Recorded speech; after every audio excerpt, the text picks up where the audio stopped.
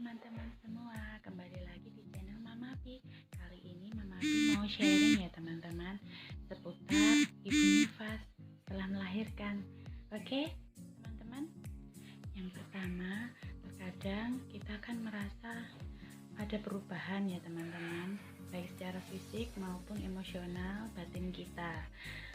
Mau tidak mau, disadari atau tidak, itu yang terjadi dalam kita masa-masa nifas. Dan terkadang kalau kita sendiri itu akan menimbulkan stres teman-teman.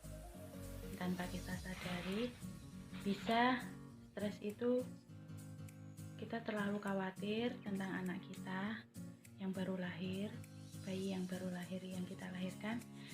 Terlalu khawatir minumnya ini kurang atau tidak, atau melihat bayi kita kok terlalu kecil, padahal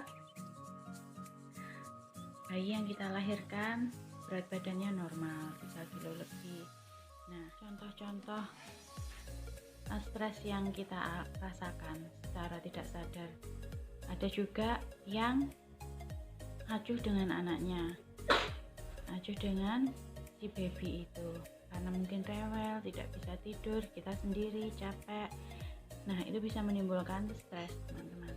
Nah, kita mau atasi tips untuk sedikit mengurangi rasa stres itu ya teman-teman. Semoga bisa bermanfaat. Yang pertama, kita harus bisa mengontrol emosi kita. Doa itu yang pertama ya teman-teman. Apapun agama teman-teman, doa menurut agama dan kepercayaan teman-teman, lebih dekat dengan Tuhan. Lalu emosi kita mau kendalikan, banyak sharing baik dengan keluarga, suami, teman yang juga memiliki pengalaman. Kita harus banyak mengungkapkan isi hati kita, apa yang kita tidak ketahui, cara-cara merawat bayi, atau apapun yang masih mengganjal di hati kita tentang bayi yang baru kita lahirkan. Kita belum tahu cara-cara merawatnya, kita harus ungkapkan itu, bertanya, jangan diam, jangan dipendam sendiri. Kita harus share ya teman-teman, kita harus mengungkapkan. Oke, lalu ada lagi, bayi yang baru lahir itu memang sering BAB ya teman-teman, jadi jangan khawatir saat bayi yang kita lahirkan itu kok sering sekali BAB, terus perutnya kok kerucuk-kerucuk.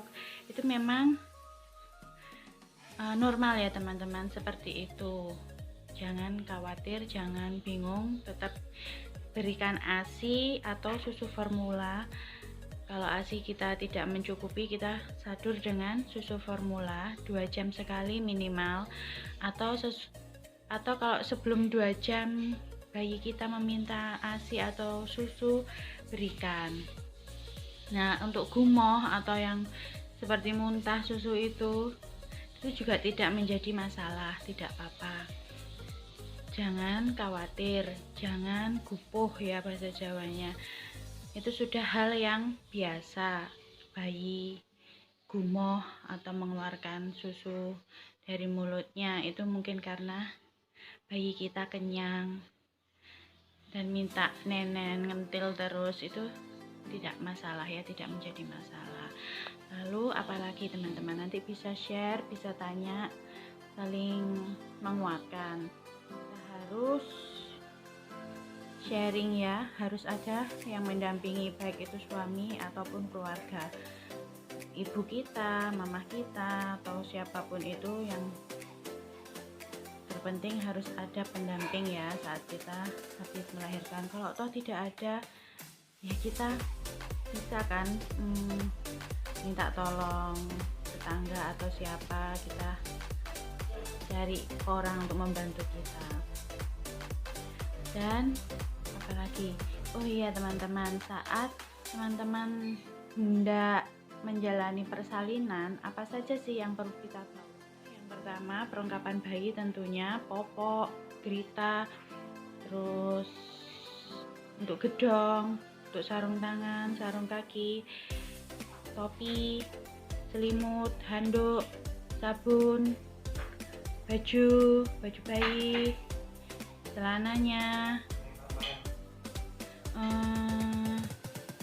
minyak kayu putih, minyak telon, perlengkapan bayi pokoknya teman-teman. Terus buku KIA itu harus dibawa ya, kalau persalinannya di bidan atau puskesmas itu wajib dibawa. Lalu dot teman-teman, karena seperti pengalaman saya sebelumnya itu ASI tidak mau keluar saat setelah melahirkan, tidak langsung keluar ganjar teman-teman. Jadi harus disadur dengan susu formula, kalau tidak nanti dehidrasi bayinya ya. Itu wajib kita membawa dot. Sebelum kita bawa, kita harus cuci dot dulu, kita rebus dotnya, kita persiapkan, susu formulanya juga kita bawa, supaya nantinya kita tidak kebingungan saat ASI kita tidak keluar, ternyata kita punya persiapan susu formula untuk kita berikan kepada si bayi mungil kita. Oke.